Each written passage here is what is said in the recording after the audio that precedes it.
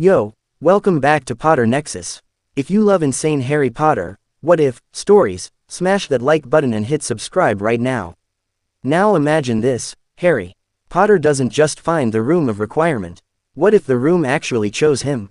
What if at age 11, Harry accidentally became bound to the most mysterious place in Hogwarts, a room that trains him, protects him, and hides secrets only he can access? No teachers, no rules. Just Harry in a magical room with a mind of its own. Today we dive into, what if Harry became the true master of the Room of Requirement? Let's get into it. Chapter 1. The stone walls of Hogwarts School of Witchcraft and Wizardry didn't just hold secrets, they breathed them. For an 11-year-old boy named Harry Potter, the castle was a sensory overload of ancient grandeur and terrifying shadows, a stark contrast to the sterile, suffocating beige of the Dursleys' home under the stairs. But tonight, the grandeur felt like a trap. It was barely 2 weeks into the term. The novelty of moving staircases and talking portraits was wearing off, replaced by the crushing reality of social hierarchy. Draco Malfoy. The name tasted like battery acid. The blonde kid was a rich, entitled brat who walked around like he owned the deed to the property, and tonight, he'd baited a hook that Harry, in his infinite Gryffindor stupidity, had swallowed whole. The Midnight Duel. Trophy Room. Harry sprinted down the third-floor corridor, his breath hitching in his throat. Beside him, Ron Weasley was panting like a dying engine, his face pale in the moonlight streaming through the high-arched windows. Hermione Granger, the bossy girl with hair like a bird's nest who had tried to stop them and gotten locked out of the common room for her trouble, was lagging behind, muttering furious incantations under her breath. Neville Longbottom, the collateral damage of this disaster, was just trying not to cry. "He's not here," Harry whispered, skidding to a halt on the polished stone floor of the trophy room. The moonlight glinted off silver shields and plaques listing names of people long dead. "Malfoy, he played us. That dirty rat," Ron hissed, bending over to catch his breath. "Wait until I tell Fred and George. They'll turn him into a ferret." Click. The sound was mechanical, heavy, and terrifyingly close. It wasn't the sound of a student. It was the distinct, grinding lock of a door being sealed. "Filch," Harry realized, the blood draining from his face. "Sniff around, my sweet," a gravelly voice echoed from the hallway. "Argus Filch, the caretaker with a soul as dusty as his office. They're in here somewhere. I can smell the trouble." Panic, cold and electric, surged through Harry's veins. Expulsion. That was the threat. If he got caught, he went back to the cupboard. Back to the starvation. Back to being a punching bag for Dudley. The fear wasn't about losing points, it was about losing his life. "Run," Harry commanded, the leadership instinct kicking in before his brain could catch up. They bolted, not back the way they came. Filch was blocking that, but deeper into the labyrinth of the castle. Hay tore through tapestries that hid secret passages, scrambled up staircases that shifted mid-step, forcing them to leap over black voids that dropped down to who knew where. They lost Neville near the Charms corridor. Hermione split off near the library, whispering a frantic apology. Ron got turned around by a trick step on the 4th floor. Harry was alone. He didn't stop running. His lungs burned. His legs felt like lead. He could hear Filch's cat, Mrs. Norris, mewling somewhere below him, a sonar ping closing in on a submarine. He scrambled up another flight of stairs, taking them 2 at a time. His sneakers squeaking on the marble. He hit the 7th floor. Dead end. Harry stared at the blank stretch of stone wall opposite a tapestry of some wizard trying to teach trolls ballet. It was absurd. It was hopeless. He could hear the heavy, limping footsteps of Filch coming up the stairs behind him. "I'm dead," Harry thought. "I'm actually done. They'll snap my wand. They'll send me back." He paced back and forth in front of the wall, his hands gripping his messy black hair, adrenaline vibrating through his skeleton. "I need a place to hide," he screamed internally, his mind projecting He thought with the force of a desperate hammer blow. "I need a place where they can't find me. A place that's absolutely safe. A place that's mine." He turned. He paced back. "I need a sanctuary. Somewhere nobody else can get in." He turned again. The footsteps were getting louder. A shadow stretched across the floor at the top of the stairs. "I need power. I need to disappear." On his third pass, the air in the corridor changed. The static pressure of the castle dropped. The stone wall didn't just open, it rippled, like oil on water. A door materialized, not a wooden door, not a stone archway, but A slab of obsidian black metal etched with glowing silver runes that hurt his eyes to look at. It wasn't a broom closet. It looked like the entrance to a bank vault. Harry didn't hesitate. He grabbed the handle. It was warm, pulsing like a wrist with a heartbeat, and wrenched it open. He threw himself inside and slammed it shut just as the wheezing face of Argus Filch crested the top of the stairs. Click. Total silence. Harry slumped against the back of the door, sliding down until he hit the floor. He squeezed his eyes shut, waiting for the shouting, the banging on the door. But there was nothing. It was as if the world outside had ceased to exist. Okay, he breathed out, his voice shaking. Okay, Potter, you're alive. He opened his eyes. He wasn't in a broom closet. He was standing in a cathedral of impossible geometry. The room was vast, stretching up into a ceiling that wasn't stone, but a swirling nebula of dark purple and bruised gold clouds. The floor was black marble, reflective as a dark mirror. Towering shelves rose like skyscrapers on all sides, filled not with books, but with things. Glowing orbs, rusted weapons, chests overflowing with gems that emitted a sickly light. Cloaks that fluttered in a wind Harry couldn't feel. It was beautiful. It was terrifying. Hello, Harry called out. The word didn't echo. The room swallowed the sound instantly. Harry pushed himself up. He felt strange. The air here was heavy, thick with a metallic taste, like ozone before a thunderstorm. He took a step forward, and the black marble floor rippled beneath his sneaker, sending out concentric rings of pale blue light. Welcome, a voice whispered. Harry spun around, wand raised. Who's there? The voice hadn't come from behind him. It had come from inside his head. It wasn't a human voice. It sounded like the grinding of tectonic plates, deep and resonant. Traveler, seeker, vessel. Harry's heart hammered against his ribs. I just wanted a place to hide. You asked for a sanctuary, the voice resonated, vibrating in his teeth. You asked for a place that was yours. We have answered. We. Harry backed up, hitting the door. He reached for the handle. It was gone. The obsidian slab was smooth, seamless. The covenant is offered, the voice continued, ignoring his panic. The nebula above began to swirl faster, forming a vortex directly over Harry's head. You possess the fracture, the soul shard. You are broken, little wizard. We can fill the cracks. I don't know what you're talking about. Harry shouted. Let me out. A pedestal rose from the black floor in front of him. It looked like it was made of liquid mercury, flowing upward until it solidified into a podium. Resting on top was not a book, but a depression in the metal, the exact shape of a human hand. An 11-year-old's hand. You are weak, the room whispered, and the truth of it cut Harry deeper than any insult Malfoy had ever thrown. You are hunted. You have no parents to shield you. You have no knowledge to weaponize. Outside this door, you are prey. Inside, you can be the predator. Harry stared at the handprint. The fear was still there, but beneath it, a dark, simmering anger began to rise. The room was right. He was weak. He had spent 10 years living in a cupboard while his cousin beat him. He had come to this magical world thinking he was saved, only to find out there was a dark wizard who wanted him dead and a school full of people who stared at his scar like he was a zoo animal. What happens if I touch it?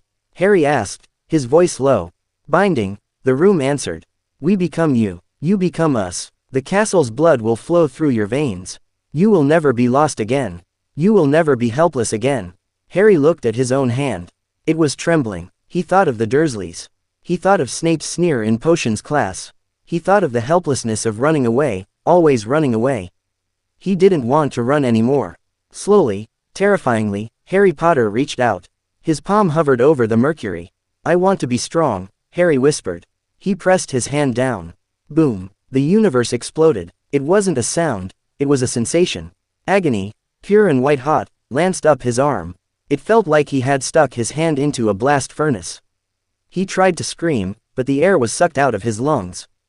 The mercury shot up his arm, turning into tendrils of black and silver liquid.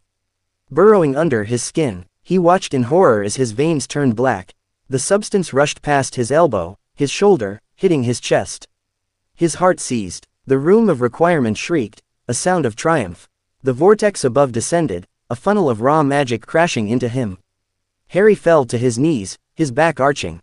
He felt his mind being flayed open. Memories that weren't his flooded in. Ancient wizards building the castle. Battles fought in the corridors. Dark rituals performed in the dead of night. He felt the stone, the wood, the wards.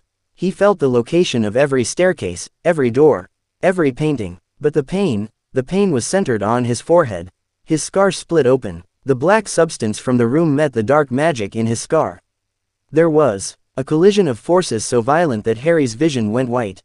He heard a high-pitched scream, not his own, dying out, being crushed, being eaten by the room. Foreign entity detected. The room boomed, sounding mechanical now. Cold and ruthless. Assimilating. Purging. Reformatting host. Harry clawed at the floor, his fingernails breaking against the marble. His eyes burned. He felt his bones shifting, density increasing.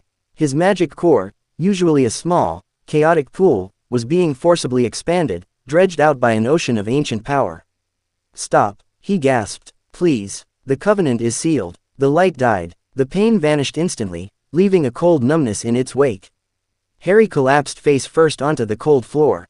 The last thing he saw before unconsciousness took him was the nebula above calming down, settling into a pattern that looked suspiciously like a giant, watching eye. Waking up felt like surfacing from a deep ocean dive. Harry gasped, sitting up abruptly. His hands flew to his chest, checking for, he didn't know what. Holes, metal. He was fine. He was in his dormitory in Gryffindor Tower. Sunlight was streaming through the heavy velvet curtains of his four-poster bed. The air smelled of old wood and laundry soap. The familiar sound of snoring, Neville, probably, filled the room. Was it a dream? Harry rubbed his face. His skin felt cooler than usual. Smoother. He reached for his glasses on the nightstand, putting them on. The world sharpened, but not in the normal way. He looked at the wooden post of his bed. He didn't just see wood. He saw the grain, the age, the microscopic fractures in the varnish. He looked at the floor and instinctively knew that 3 boards were loose and that there was a lost sickle wedged between the cracks near Dean Thomas's trunk. He focused on the door to the dormitory. Information flooded his brain. Distance, 12 feet. Material, oak, reinforced with minor privacy wards. Status, unlocked. Someone is standing outside. Seamus Finnegan. Heart rate, 80 BPM. Harry recoiled, ripping his glasses off. The information persisted. It wasn't the glasses. It was him. What the hell? He whispered. His voice sounded deeper, more resonant. He scrambled out of bed and ran to the bathroom attached to the dorm. He gripped the porcelain sink, staring into the mirror. Harry Potter looked back at him, but it was a high-definition version.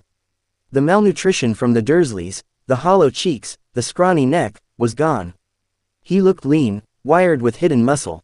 His skin was pale, almost alabaster. But his eyes were no longer just emerald green. They were glowing with a faint, inner luminescence. And if he looked closely, deeply into the pupil, he could see a tiny, shifting nebula of purple and gold. He swept his bangs aside to check his scar.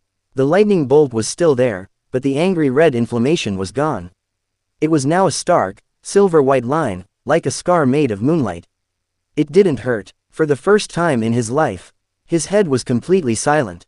No throbbing, no vague sense of doom. He gripped the edge of the sink, and the porcelain cracked under his fingers like a dry cracker. Harry jumped back, staring at the spiderweb fracture and the dust on his fingertips. He had barely squeezed it. "Good morning, Administrator," a thought echoed in his mind. It wasn't a voice anymore, it was a sense of knowing. A text message sent directly to his brainstem. "You're real," Harry whispered to the empty bathroom. "The room. I am the castle," the presence corrected. "I am the room, and you are the key. We are hungry." Harry felt a sudden, hollow ache in his stomach. Not for food, for energy. He looked at the faucet. He could feel the water pressure in the pipes. He could feel the magic in the enchantments that kept the water warm. He needed to get out. He needed to think. He dressed quickly. His school robes felt tight across the shoulders. He grabbed his wand, holly and phoenix feather. As soon as his fingers touched the wood, he felt a resistance. The wand felt sluggish, like trying to push water through a clogged straw. It wasn't strong enough for him anymore. He shoved it into his pocket and headed for the common room. The Gryffindor common room was buzzing with Sunday morning activity. Students were studying, playing exploding snap, complaining about homework. When Harry walked down the stairs, the room went quiet. It wasn't a dramatic silence, but a subtle one. Heads turned. People paused mid-sentence. It was the kind of reaction a predator gets when it walks into a clearing. Ron was sitting by the fire, looking anxious. When he saw Harry, he jumped up. "Harry, mate, you're alive." Ron rushed over, keeping his voice low. I thought Filch turned you into a coat rack. I see. Urkled back for you, but the stairs moved in. Ron stopped 3 feet away. He blinked, looking Harry up and down. You look different, Ron said, frowning. Did you do something to your hair? You look taller. I slept well. Harry lied smoothly. The lie tasted sweet on his tongue. I hid in a broom closet on the 7th floor until Filch left. Fell asleep in there. Hermione looked up from a massive book on the sofa. Her eyes narrowed, scanning him with that analytical gaze that usually made him uncomfortable. Today, it felt amusing. You missed curfew by 6 hours, Harry, she said, her tone disapproving but her eyes worried. If you'd been caught, Gryffindor would have lost 50 points. But I wasn't caught, Harry said. He walked past her, and the air around him seemed to ripple. He sat in an armchair. He could feel the magic of the fire. He could feel the magic in the portraits on the walls. He could feel the structural integrity of the stone tower. It was a constant, low-level hum of data. The redhead is fearful, the room whispered in his mind. The girl is suspicious. They are weak links. Discard them. Shut up, Harry thought back violently. They're my friends. Friends are liabilities. Power is absolute. I said shut up. He exerted his will, and the voice in his head retreated, sulking. Harry blinked. He could control it. He was the administrator. So, Harry said, looking at Ron. Did Malfoy show? No, Ron scowled. He never left the dungeons. Told Crabbe and Goyle this morning that he tipped Filch off about Gryffindor's out of bed. He's laughing about it. A cold smirk touched Harry's lips. It felt unnatural, but right. Is he? Harry murmured. We'll see about that. Breakfast in the Great Hall. The ceiling was a clear, pale blue. The smell of bacon and toast was intoxicating. But Harry found he was craving something else. He ate mechanically, his eyes scanning the high table. Dumbledore was there, chatting with McGonagall. Quirrell was twitching in his turban. And Snape, Severus Snape was staring directly at Harry. Usually, Snape's gaze was full of loathing. Today, it was calculating. Confused. Snape was a Legilimens. Harry didn't know the word yet, but he felt the probe. He felt a greasy, invisible finger trying to poke at his mind. Intrusion detected, the room roared. Defense Protocol Alpha. Before Harry could react, a mental shield slammed down. It wasn't a subtle barrier. It was a spiked iron wall. At the high table, Snape recoiled violently, dropping his fork. It clattered loudly onto his gold plate. He grabbed his forehead, his face twisting in shock. The Great Hall went silent. Dumbledore turned to Snape, concern on his face.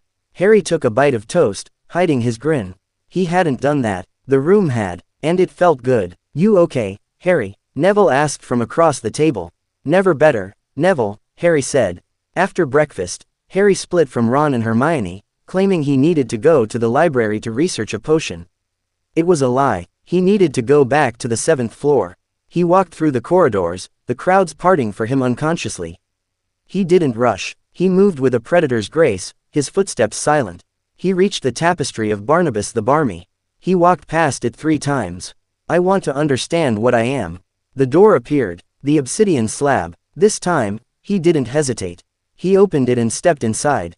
The room had changed. The cathedral was gone. In its place was a high-tech, for wizards, training dojo.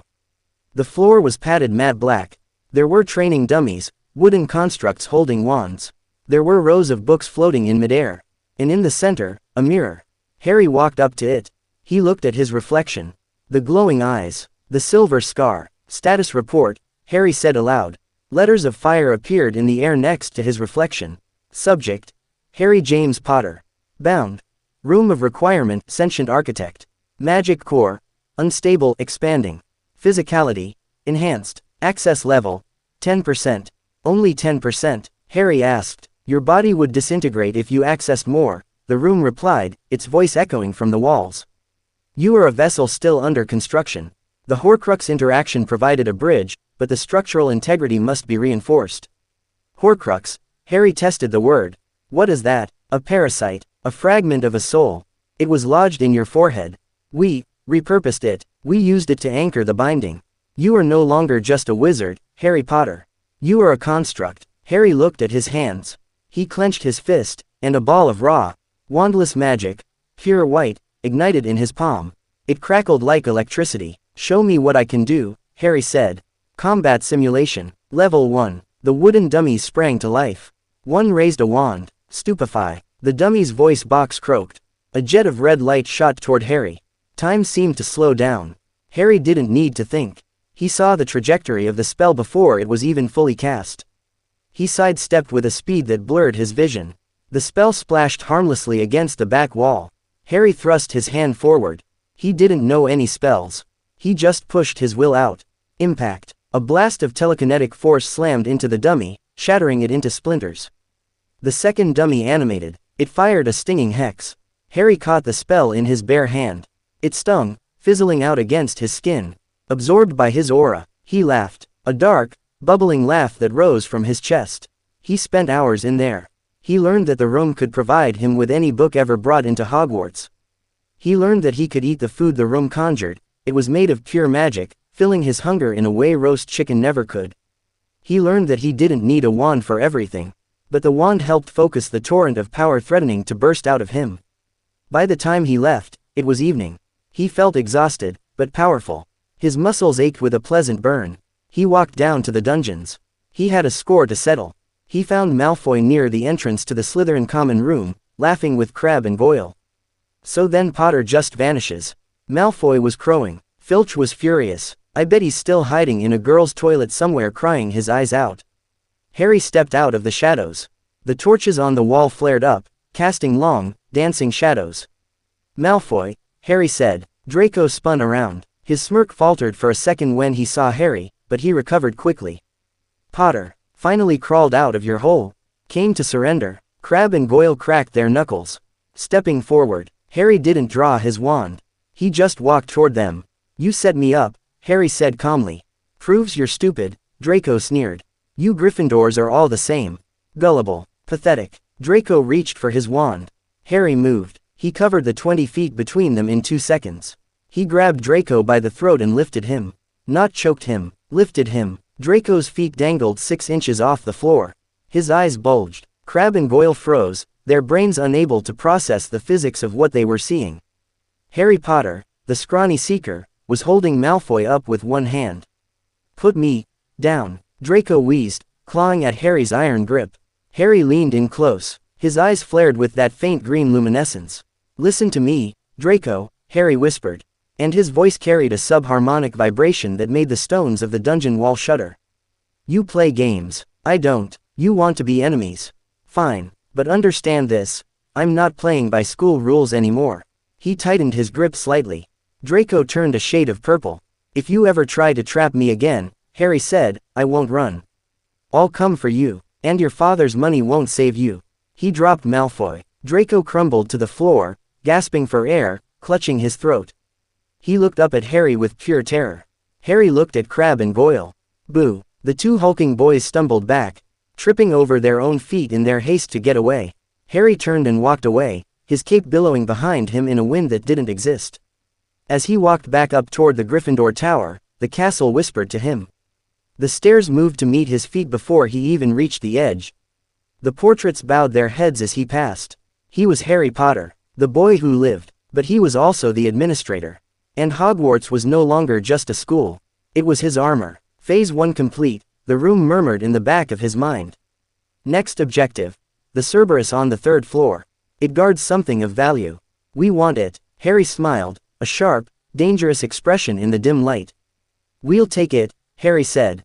End of Chapter 1. Chapter 2. The silence of the room of requirement was absolute. It wasn't the quiet of a library, it was the vacuum of space, a void waiting to be filled with violence. Harry Potter stood in the center of the obsidian arena.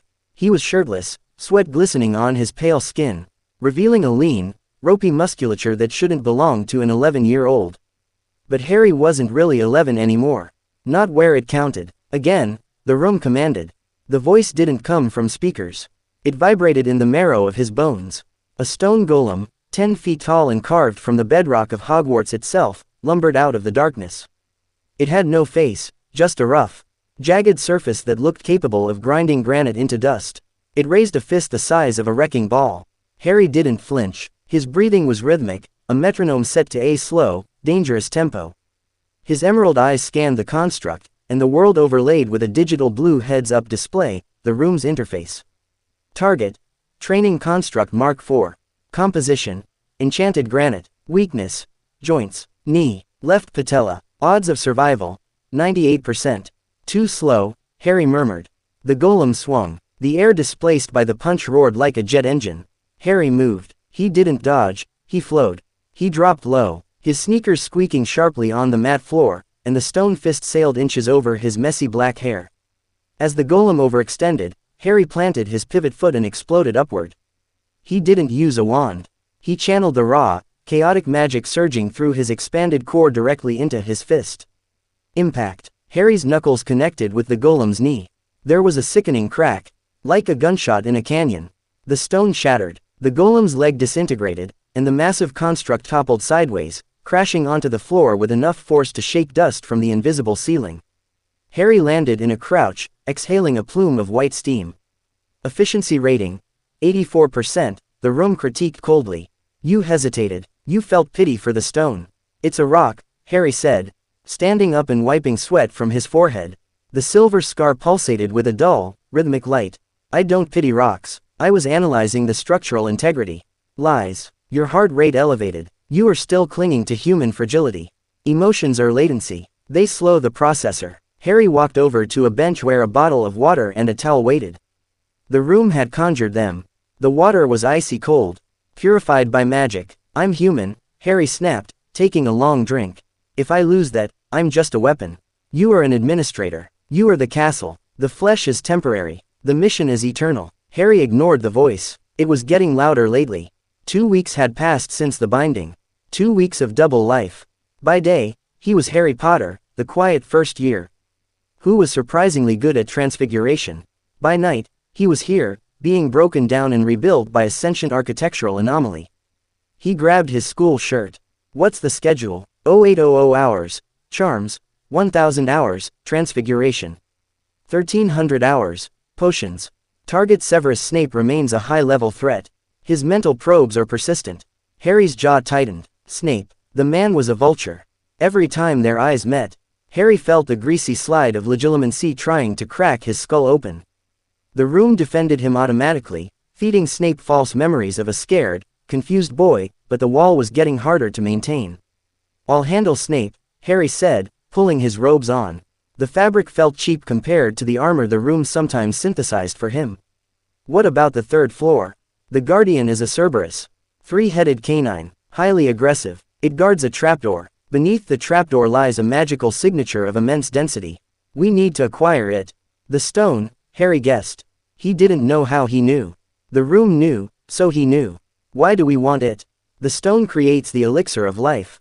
It creates gold, but primarily, it is a battery. A massive, eternal power source. If we assimilate the stone, your integration level jumps from 10% to 50% instantly. You will be a god walking among insects. Harry checked his reflection in the mirror. He looked tired, but dangerous. A god, huh? Let's start with passing potions. The dungeons were freezing. November was creeping in, turning the castle drafty and damp, but Harry didn't feel the cold. The room regulated his body temperature. He sat in the back of the potions classroom, his cauldron bubbling with a perfect boil cure potion. Beside him, Ron Weasley was struggling. His potion was a sickly gray instead of pink, and it smelled like burnt rubber. Harry, Ron whispered, panic in his eyes. Mate, help me, it's going to solidify. Harry glanced at Ron's cauldron. The room's HUD flashed instantly. Analysis. Porcupine quills added too early. Temperature too high. Solution. Add 2 crushed snake fangs and stir counterclockwise once. Harry hesitated. The room whispered, let him fail. Survival of the fittest. He drags you down. Harry grit his teeth. He grabbed a jar of snake fangs from his kit, crushed 2 in his mortar with a single, brutal twist of his wrist, and slid the powder toward Ron. Dump this in, Harry muttered. 1 stir. Counterclockwise. Fast. Ron didn't ask questions. He dumped the powder. The potion hissed, turned a vibrant pink, and settled. Ron slumped in relief. You're a lifesaver, Harry. Seriously, I don't know how you knew that. Luck, Harry said, turning back to his own work. Potter. The voice was silk over gravel. Snape. Harry didn't jump. He slowly raised his head. Severus Snape stood at the front of the class, his black eyes boring into Harry's. The class went deadly silent. Malfoy snickered from the front row. Sir, Harry said. His voice was calm, devoid of the fear Snape fed on. You seem to be quite the expert, Snape sneered, gliding between the desks like a giant bat. Instructing Mr. Weasley. Perhaps you think yourself too advanced for this class. I was just helping a friend prevent an explosion, Professor, Harry replied. Safety first. Snape stopped directly in front of Harry's desk. The air pressure dropped. Alert. Legilimενcy attack imminent, the room warned. Shields up. Snape stared. Harry stared back. For the rest of the class, the silence was just awkward. For Harry, it was war. He felt Snape's mind ram against his mental barriers. It felt like a drill press against his temple. Snape was looking for something: weakness, fear, memories of rule breaking. Harry visualized the room. He visualized the infinite library of the Room of Requirement. He took the image of 1,000 encyclopedias falling off a shelf and shoved it mentally into Snape's face. Snape blinked, stumbling back half a step. He looked disoriented. 5 points from Gryffindor, Snape muttered, turning away quickly, rubbing his temple. 4, cheek. Unbelievable, Ron whispered. He's mental. Harry stared at Snape's back. He knows, Harry thought. He knows I'm blocking him.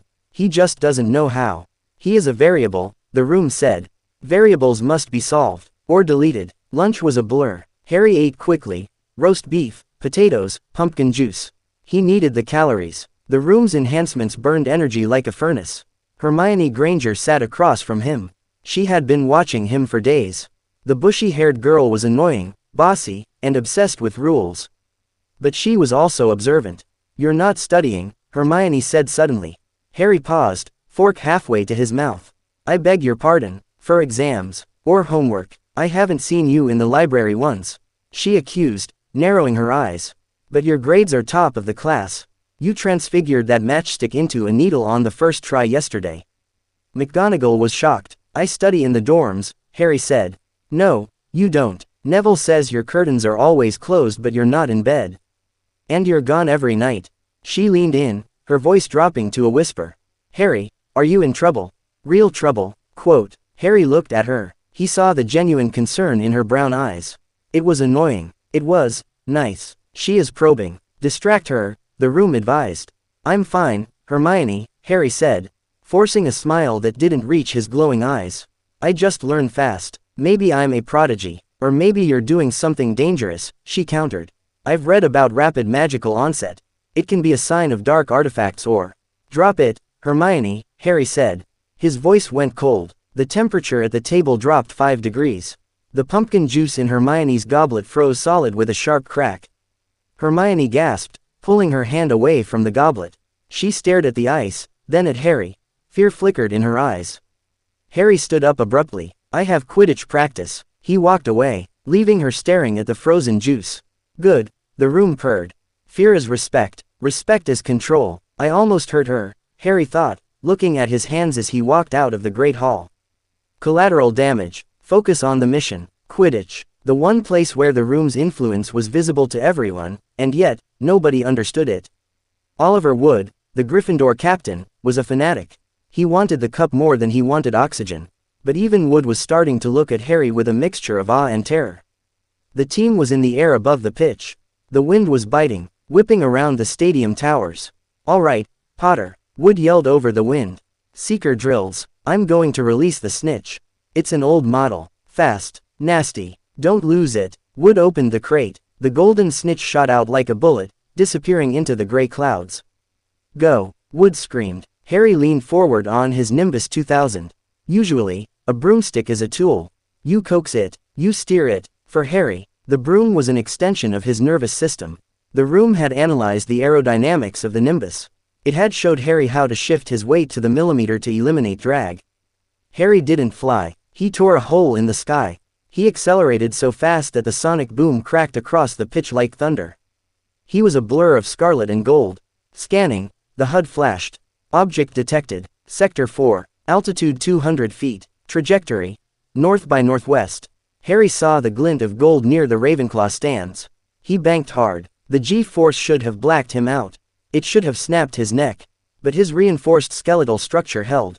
He dove. A vertical drop. 100 miles per hour. 120. 150. The ground was rushing up. Pull up, Harry! Fred Weasley screamed from the other side of the pitch.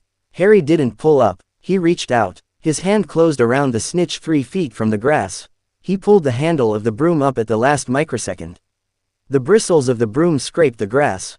He shot back up into the sky like a rocket, holding the struggling gold ball in his fist. He hovered in the center of the pitch, looking down at the team. Their mouths were open. Wood looked like he was about to faint from joy. Aerial superiority established, the room noted. Broomstick limitations noted. We need to upgrade the equipment. This wood is too fragile for your reaction times. Harry tossed the snitch to a stunned Wood. Too slow, Oliver. Release the bludgers. October 31st, Halloween. The castle smelled of baking pumpkin and cinnamon. The mood was festive, but for Harry, the day felt heavy. The room was agitated. The ley lines under the castle were shifting. Something is breaching the perimeter, the room warned him during Charms class. A foreign biological entity, low intelligence, high durability. Harry was trying to levitate a feather. He flicked his wand, barely paying attention. The feather didn't just float, it shot up and stuck into the ceiling like a dart. Professor Flitwick squeaked, "Oh my, a bit enthusiastic, Mr. Potter." "Sorry, Professor," Harry muttered. "The entity has entered the dungeons," the room updated. "It is a mountain troll. Fully grown. Threat level moderate." Harry frowned. A troll in the castle. The feast that evening was spectacular. The great hall was decorated with thousands of live bats and candles floating in pumpkins. Harry sat at the edge of the Gryffindor table, picking at a jacket potato. The room was silent, calculating. Then, the doors banged open. Professor Quirrell came sprinting into the hall, his turban askew. Terror etched on his face. "Troll," he screamed, his voice cracking. "In the dungeons. Troll in the dungeons." He stopped in the middle of the hall, panting. "Thought you ought to know." Then he collapsed face first into the floor in a dead faint. Pandemonium. Screaming. Students scrambling over tables. Silence. Dumbledore's voice boomed, magnified by magic. The hall froze. "Prefects," Dumbledore commanded, grave and powerful, "lead your houses back to the dormitories immediately. Teachers, with me to the dungeons." Percy Weasley immediately started barking orders. "Gryffindors, follow me. Stick together. No wandering off." Harry stood up, blending into the crowd. "The troll is not in the dungeons," the room stated clearly. "It has moved. It is heading for the girls' bathroom on the first floor." Harry stopped. The first floor. Wait, Harry thought, where's Hermione? He scanned the crowd of Gryffindors. Ron was there, looking pale. Neville was there. Dean, Seamus. No bushy hair, no bossy tone. Harry grabbed Ron's arm. "Where's Hermione?" Ron looked guilty. She's not here. I heard Parvati say she's been in the bathroom all afternoon. Crying. I GHT have said something mean after Charms. You idiot, Harry hissed. I didn't know about the troll. Ron defended. Harry looked at the prefects leading the students away. Then he looked toward the side exit that led to the first floor. "Do not deviate," the room ordered. "The girl is irrelevant. The teachers will handle it. Return to the dormitory. We have training." Harry froze. She's going to die, Harry thought. If the teachers go to the dungeon, they'll miss it. She's trapped. She is weak. Natural selection. No, Harry said out loud. He broke formation. He ducked under a confused huff. LePuff's arm and sprinted toward the side door. "Harry!" Ron shouted. Harry didn't look back. He tore down the corridor. "Warning. Deviation from protocol. Return to base." "Shut up." Harry snarled at the voice in his head. "I'm the administrator. I give the orders." Emotional compromise detected. Override in 3, 2. Harry focused his will. He slammed a mental wall down on the room's voice, muting it. The silence was sudden and ringing. He reached the first floor.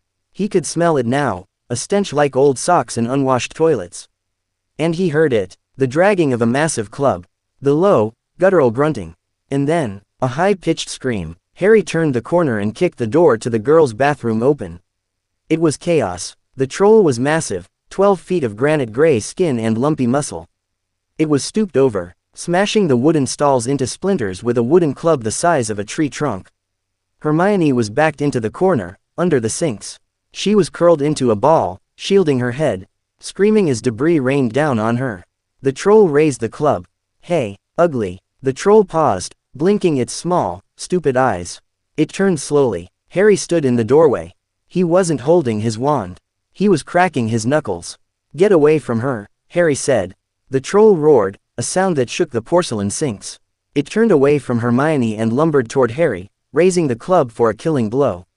Hermione peeked out, her face streaked with tears and dust. Harry, run, it's too big. Harry didn't run, he walked forward. The room, sensing imminent combat, bypassed the mute. The HUD flared to life. Red and aggressive. Combat mode engaged. Opponent. Mountain Troll. Weight. 2000 lbs. Reach. 8 feet. Speed. Low. Recommendation. Evasion and spellwork. Screw spellwork, Harry grunted. The troll swung the club. A downward smash intended to turn Harry into paste. Harry didn't block it, he stepped inside the arc. He moved faster than the troll could track. He slid between the creature's legs, grabbed the tattered loincloth belt thing it wore, and used the troll's own momentum against it. Harry channeled magic into his legs. Reinforce. He kicked the back of the troll's knee.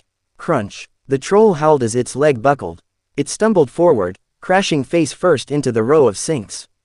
Water sprayed everywhere, geysers erupting from broken pipes. Harry jumped onto the troll's back. It bucked like a bronco, trying to throw him off. Harry grabbed the troll's ears. Hermione, move, Harry yelled. Hermione scrambled out from under the sinks, crawling toward the door. She looked back, eyes wide with horror and awe. Harry Potter was riding a mountain troll. The troll managed to stand up, thrashing. It reached back with a massive hand to grab Harry. Harry let go of the ears and leapt straight up, pushing off the troll's shoulders. He backflipped in the air, landing perfectly on the wet floor 10 feet away. The troll turned, furious now. It raised the club again. Harry held out his hand. He focused. He didn't want a spell. He wanted force. Wingardium Leviosa, Hermione whispered from the door, raising her wand.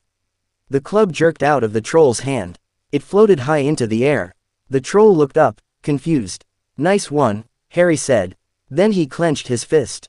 Now drop it. The club fell. Gravity, aided by Harry's telekinetic push, accelerated it. It struck the troll's skull with a sickening thud. The troll's eyes crossed. It swayed. It looked like a drunk man trying to find balance on a ship. Then, it fell forward. Face down. Out cold. Silence returned to the bathroom, broken only by the hissing of broken pipes and the dripping of water. Harry stood over the fallen beast, chest heaving slightly. The adrenaline was fading, replaced by the cool hum of the room. Threat neutralized, the room stated. Rudimentary tactics, but effective. Biomass intact. Hermione was shaking. She stared at the troll, then at Harry. You kicked its knee, she whispered. I heard it break. Harry, that's impossible. You're 11. Harry walked over to her. He didn't look like a hero. He looked annoyed. You okay? He asked. I think so. She looked at him, really looked at him. The glowing eyes were dimming back to normal green, but the intensity remained. Harry, what are you? Before he could answer, footsteps thundered down the hall. Professor McGonagall burst into the room, followed by Snape and Quirrell. McGonagall stopped dead. She took in the scene. The shattered stalls, the flooding water, the unconscious 12-foot troll, and 2 first-years standing in the middle of it. What on earth were you thinking? McGonagall cried, her voice trembling with cold fury. You're lucky you weren't killed. Why aren't you in your dormitory? Snape bent over the troll. He examined the lump on its head, then the weird angle of its knee. He looked up at Harry, his eyes narrowing to slits. I went looking for the troll, Professor, Hermione said, her voice small. I thought I could handle it. I've read about them, you see. Harry looked at her, surprised. She was lying. For him. If Harry hadn't come found me, Hermione trailed off. McGonagall looked from Hermione to Harry. Miss Granger, 5 points will be taken from Gryffindor for this serious lack of judgment. She turned to Harry. However, 5 points will be awarded to you, Mr. Potter. For sheer dumb luck. Snape stood up. Luck doesn't break a mountain troll's kneecap, Minerva. McGonagall looked at the knee. She frowned. We should go, Harry said, grabbing Hermione's arm. Ron is waiting. As they walked out, Harry felt Snape's gaze burning a hole in his back. The potion's master knows, the room whispered. He sees the anomaly. He must be dealt with. Not yet, Harry thought. Tonight, we celebrate. They found Ron in the common room. The trio sat by the fire. The dynamic had shifted. It wasn't just friendship anymore. It was a debt, a bond. We're a team now, Ron said, chewing on a licorice wand. You took down a bloody troll. We're unstoppable, Harry looked at the fire. He felt the room pulling at him, demanding he return to the 7th floor for analysis. But for the first time in weeks, he ignored it. Yeah, Harry said quietly. Unstoppable. But the room wouldn't let him rest for long. Later that night, as Harry lay in his 4-poster bed, the interface flared to life in his dreams. Mission update. The 3rd floor. The Cerberus. Access window. Tomorrow night. Bring the cloak. Harry opened his eyes in the dark. What cloak? He whispered. A package appeared at the foot of his bed, wrapped in brown paper. It hadn't been there a second ago. Harry sat up and tore the paper open. Fluid, silvery fabric spilled out like water woven into thread. An invisibility cloak. There was no note, but Harry knew where it came from. The room had retrieved it. It had been in Dumbledore's possession, but the room could reach anywhere in the castle. The castle provides, the room said. Now, we hunt. Harry touched the fabric. It was cold. Now, Harry agreed, his eyes glowing in the dark, we hunt. End of Chapter 2. Chapter 3. The Midnight IR in the 3rd floor corridor didn't just feel cold, it felt heavy, like the atmosphere was thickening with the weight of the forbidden. Harry moved through the darkness, draped in the silvery fluid of the invisibility cloak. Behind him, Ron and Hermione followed, their breathing synchronized in a tense, rhythmic staccato. They weren't supposed to be here. But Harry wasn't supposed to be a lot of things lately. Left, 30 degrees, the room whispered in his mind. The caretaker's cat is 2 corridors over. She cannot see through the cloak, but she can hear the girl's heavy boots. I'll handle them, Harry thought back, his eyes scanning the darkness. The HUD overlaid on his vision was a neon blue map of the floor's thermal signatures. Quiet, Harry breathed, his voice barely a vibration. He reached back, his hand clamping onto Ron's shoulder with a strength that made the red-headed boy wince. Blimey, Harry, Ron hissed. Your grip is like of ice. Focus, Harry commanded. They reached the door. It was heavy oak, reinforced with iron bands and a lock that looked like it belonged on a dragon's cage. Harry didn't reach for his wand. He reached for the handle. Alohomora, Hermione whispered, tapping the lock. Nothing happened. The lock didn't even click. It's enchanted, she muttered, her voice trembling. Standard charms won't work. We should go back, Harry. This isn't just a rule break. This is high-level security. Harry stepped forward. He felt the magic in the door, a defensive ward designed to repel intruders. To anyone else, it was a wall. To him, it was a puzzle. He placed his palm flat against the wood. Interface initiated, the room pulsed. Security bypass. Override granted. A faint silver light bled from Harry's palm into the iron bands. The metal groaned. The tumblers inside the lock turned of their own accord, shrieking in protest as the room's authority rewrote the door's instructions. Thunk. The door swung open. A wall of heat and the stench of wet fur hit them. From the darkness, 3 pairs of glowing amber eyes ignited, one after the other.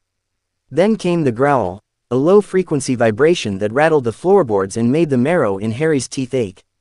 The Cerberus was a mountain of muscle and teeth. Each head was the size of a boulder, with drool dripping from serrated fangs like liquid mercury. It stood over a wooden trapdoor, its 6 eyes locked onto the intruders. Sweet Merlin, Ron choked out, backing up until he hit the wall. It's a 3-headed dog. Dumbledore put a 3-headed dog in a school. Species. Cerberus, the HUD flashed. Strength. Lethal. Weakness. Auditory suppression. Specifically. Music. Music, Harry said aloud. Music, Hermione squeaked. How are we supposed to play music? I didn't bring a flute. Harry didn't need a flute. He reached into the pockets of his robes, his fingers brushing the wand he rarely used. He pulled it out, but he didn't point it at the dog. He pointed it at the air in the center of the room. He didn't speak an incantation. He channeled the room's data on sound waves. He visualized a lullaby he had heard through the vent of his cupboard years ago, a soft, haunting G melody his aunt used to sing to Dudley. He flicked the wand. A shimmering, golden harp materialized in the air. It wasn't physical, it was a construct of pure light and sound. The strings began to pluck themselves, sending a hypnotic, ethereal melody through the chamber. The Cerberus froze. The middle head snapped its jaws, but the aggression was draining away. The amber eyes began to droop. The low growl turned into a series of massive, wet yawns. One by one, the head sagged. The beast collapsed with a thud that shook the entire wing of the castle, its rhythmic snoring sounding like a fleet of idling trucks. You're doing wandless, non-verbal conjuration, Hermione whispered, staring at Harry with a look that bordered on terror. Harry, that's newt level. No, it's beyond that. Where did you learn this? I read a lot, Harry said, his voice flat. He walked toward the trapdoor, stepping over a massive paw that was larger than his entire torso. The trapdoor is triggered to an internal alarm, the room warned. If you open it manually, Snape and Dumbledore will be notified instantly. I am currently jamming the signal, but I can only hold the suppression for 5 minutes. 5 minutes, Harry repeated. He grabbed the ring of the trapdoor and hauled it open. Below was a black pit. No light reached the bottom. I'm going down, Harry said. Are you mental? Ron hissed. We don't know what's down there. I do, Harry said. He looked at them. His eyes were glowing a brilliant, toxic green in the dim light. Stay here. If the harp stops playing, run. Don't look back. Without waiting for a response, he jumped. The fall was long. He didn't scream. He relaxed his body, allowing the room to adjust his internal gravity. He landed on something soft, damp, and moving. Vines. Thousands of them. Devil's snare, the room identified. Sensitive to heat and light. The vines immediately began to coil around his ankles and waist, squeezing with the force of constrictor snakes. Harry felt the pressure against his reinforced ribs. He didn't panic. He held up his hand. Ignis. A pillar of white-hot flame erupted from his palm. It wasn't a standard incendio, it was a concentrated blast of magical heat.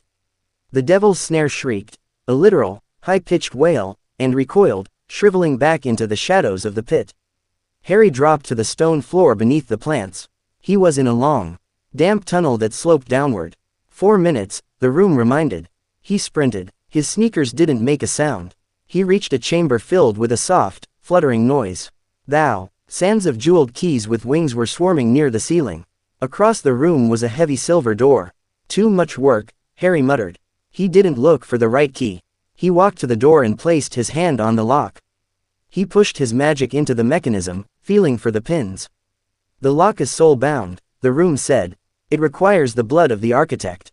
Then give it what it wants, Harry snarled. He bit his thumb, drawing a bead of dark, thick blood. He smeared it across the keyhole. The room acted as a bridge, mimicking the magical signature of the castle's original builders. The door vanished, literally dissolved into mist. Harry stepped into the next room. It was a giant chessboard. The pieces were carved from black and white marble, 12 feet tall, their faces cold and merciless. I don't have time for a game, Harry said. The ward prevents flight or teleportation, the room noted. You must cross the board. If you break the rules, the pieces will execute you. The White Queen stepped forward, her stone sword scraping the floor. Challenge me, she boomed. Harry looked at the board. He looked at the exit on the far side. Calculating path, the HUD displayed. Probability of traditional victory, 40%. Probability of kinetic override, 90%. I'll take the override, Harry said. He began to walk. The White Knight lunged, its stone horse rearing up to crush him. Harry didn't move. He raised his left hand, and a shimmering shield of translucent black force flickered into existence. The knight's hooves slammed into the shield. The shockwave cracked the marble floor, but Harry didn't budge. My turn, Harry said.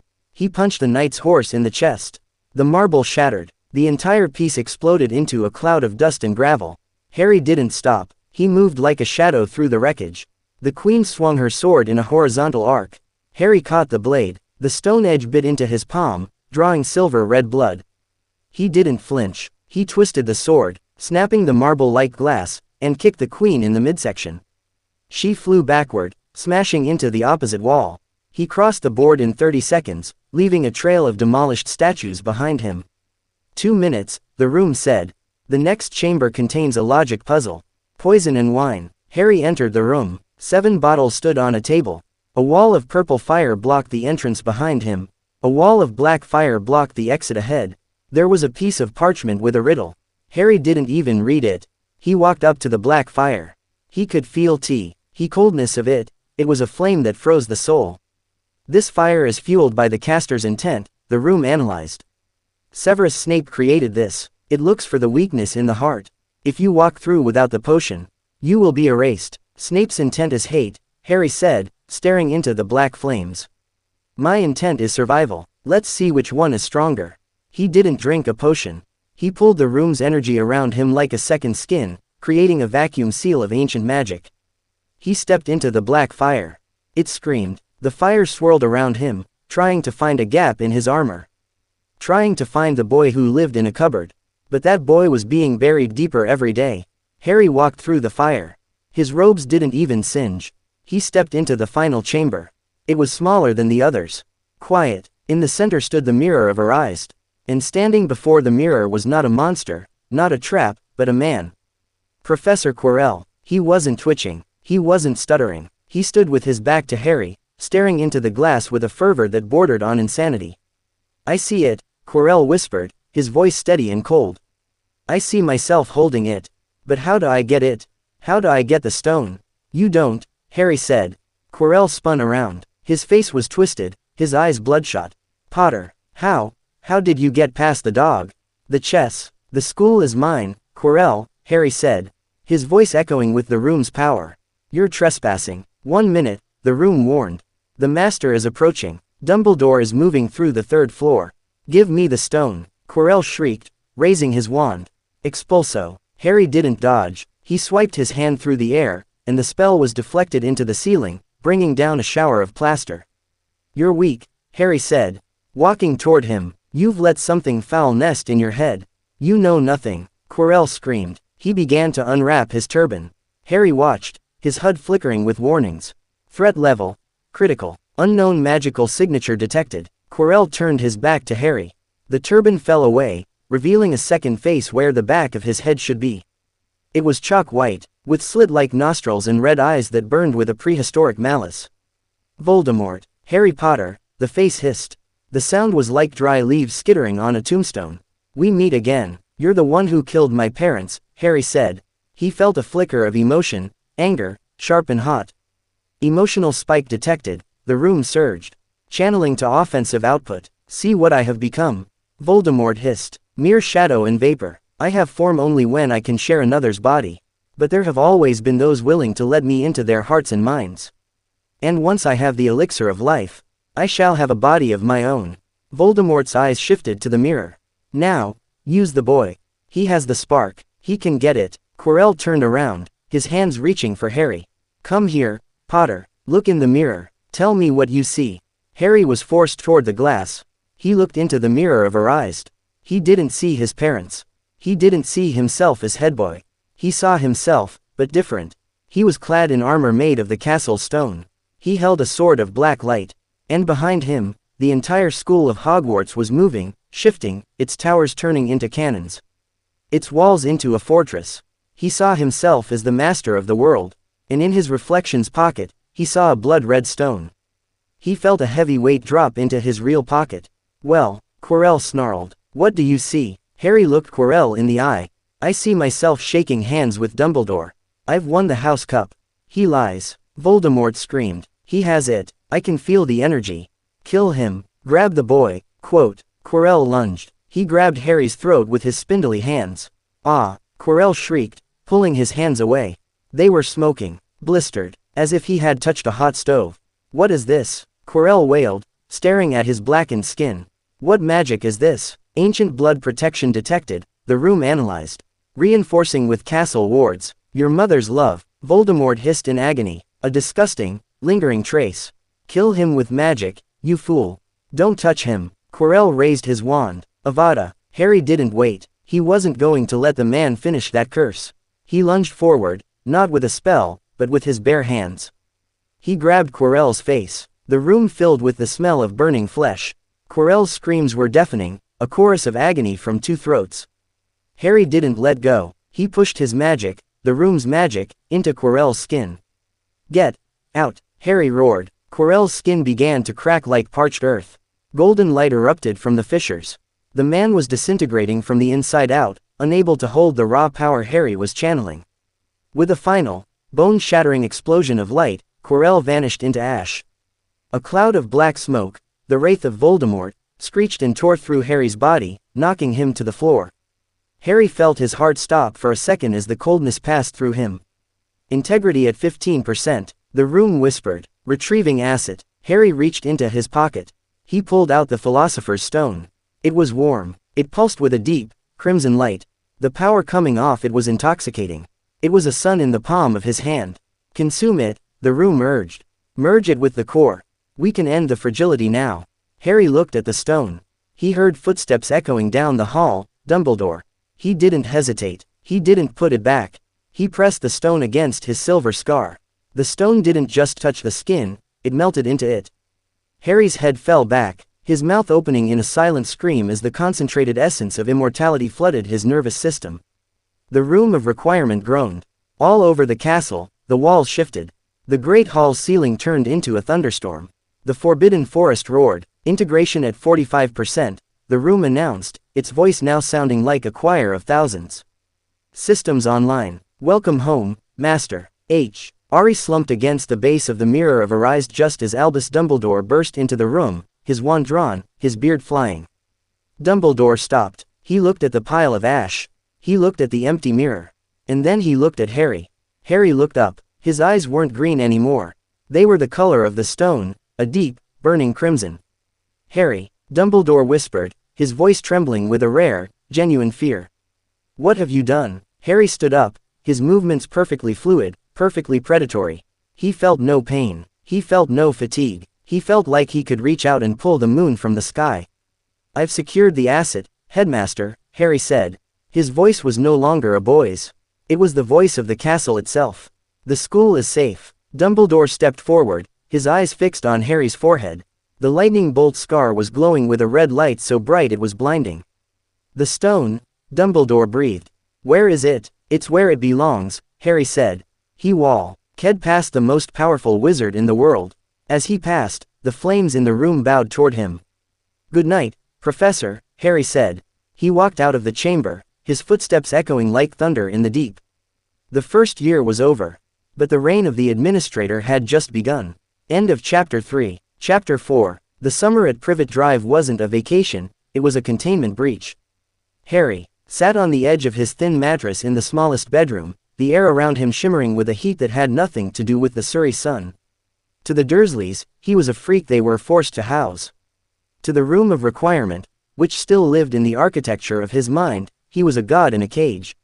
Structural analysis complete, the room's voice resonated in his skull, deeper and more resonant since absorbing the stone. This dwelling is a caloric wasteland. The biological units, the large one, the horse-faced one, and the oaf, are increasing your cortisol levels. Permission to neutralize. No, Harry thought, staring at the locked door.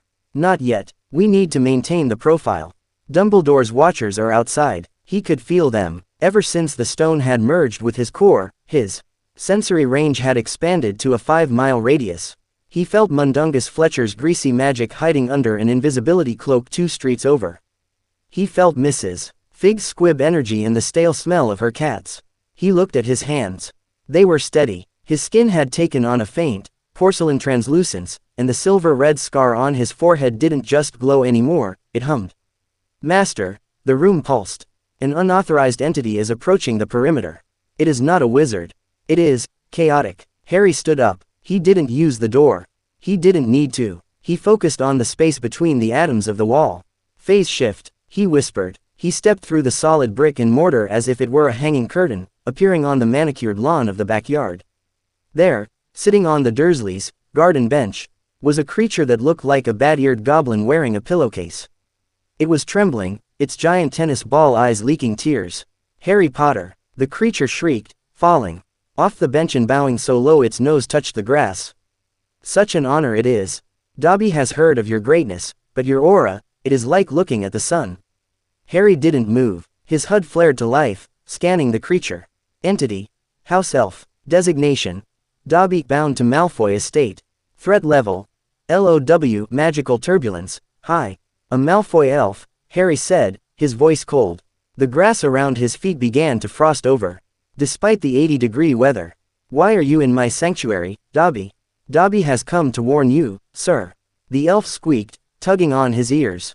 Harry Potter must not go back to Hogwarts. There is a plot to make most terrible things happen. Plots are for the weak, Harry said, walking toward the elf. With every step, the gravity around him increased, pinning Dobby to the ground. Tell me about the chamber. Dobby's eyes went wide. He started beating his head against the garden shed.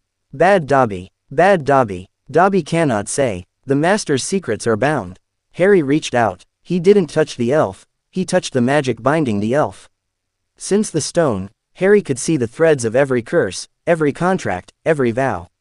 They looked like glowing copper wires in the air. He pinched the wire connected to Dobby and tugged. Dobby let out a strangled yelp as the Malfoy contract shuddered. The Chamber of Secrets, Harry murmured, his eyes flashing crimson. Lucius Malfoy is moving a relic. A book. He wants to finish Slytherin's work. Is that it? Dobby gasped, his mouth hanging open. How does the great Harry Potter know the unspoken? I am the castle, Dobby. Nothing happens in my halls without my consent. Harry let go of the magical thread. Go back. Tell Lucius I'm waiting. Tell him to bring his worst. Dobby vanished with a loud crack, leaving behind only a singed patch of grass. The Malfoy variable is active, the room noted. We require a more efficient transport than the Muggle train. The stone's energy is reaching a critical mass. We need to return to the source. I agree, Harry said. He turned toward the Dursley house. Inside, he could hear Vernon shouting about the noise in the garden. Harry felt a flicker of the old anger, the boy in the cupboard. But it was quickly swallowed by the cold, vast intellect of the administrator. He walked back through the wall into his room. The bars on his window, installed by Vernon a week ago to keep him in his place, began to glow cherry red. They didn't just melt, they flowed like liquid, reshaping themselves into a delicate, metallic sculpture of a dragon that perched on his windowsill. Harry picked up his trunk. He didn't need an owl. He didn't need a train. Hogwarts, Harry commanded. The room responded. Space folded. The bedroom in Little Whinging didn't disappear. It simply ceased to be the current coordinate. In a heartbeat, Harry was standing in the center of the great hall. It was empty, the long tables bare, the enchanted ceiling showing a swirling, violet nebula. The castle felt his presence. The torches ignited simultaneously, a roar of fire that climbed to the rafters. The floor stones thrummed, a deep, bass vibration of welcome. Welcome back, Administrator. The castle's collective voice echoed. The systems are at 50%. The stone is stabilizing the ley lines. But there is an infection. The chamber, Harry said, dropping his trunk. Where is the entrance? Second floor. Girls' lavatory. The presence is ancient, a fragment of the founder's shadow. Harry began to walk. He didn't head for the Gryffindor Tower. He headed for the depths. As he moved through the corridors, the moving staircases didn't just shift, they snapped into place with military precision, forming a direct bridge to his destination. The portraits didn't just watch, they knelt. He reached the bathroom. The ghost of Moaning Myrtle was wailing in a stall, but she silenced instantly when Harry entered. She drifted out, her translucent face pale with fear. You're not a student, she whispered. You're cold, like the one who opened it before. I'm the one who's closing it, Myrtle, Harry said. He walked to the sink with the etched snake. He didn't speak Parseltongue with his voice. He reached into the room's database of ancient languages and projected the frequency. Open, the air hissed. The sink receded. The floor gave way to a massive, dark pipe. Harry didn't slide. He descended, his feet never touching the grime, held aloft by a localized gravity field. He landed in a tunnel filled with the bones of small animals and the shed skin of something gargantuan. Biological signature detected, the room warned. Kingsnake variant. Basilisk. Eyes are lethal. Skin is spell resistant. I don't need spells, Harry said. He walked into the Chamber of Secrets. It was a cathedral of green stone, lined with towering snake statues. At the far end, the colossal face of Salazar Slytherin loomed out of the darkness. Lying on the floor near the statue's feet was a small, red-headed girl. Ginny Weasley. Her life force was a flickering candle, being drained by a black, leather-bound diary held in her hands. A tall, handsome teenager with dark hair stood over her. He was translucent, a memory-given substance. Tom Riddle. Harry Potter, Riddle said, turning with a predatory smile. I've waited a long time to see you. Ginny has told me so much. But you aren't what I expected. Where is the boy who lived? All I see is a void. You're a ghost of a dead man, Tom, Harry said, his crimson eyes locking onto Riddle's. A malware program in a paper heart. You're glitching in my castle. Riddle's smile vanished. He looked at Harry's scar, then at the way the very shadows of the chamber were beginning to crawl toward Harry's feet, obeying him. Your castle. Riddle laughed. A cold, high sound. I am the heir of Slytherin. I command the terror of this place. Speak to me, Slytherin, greatest of the Hogwarts Four. The mouth of the giant statue creaked open.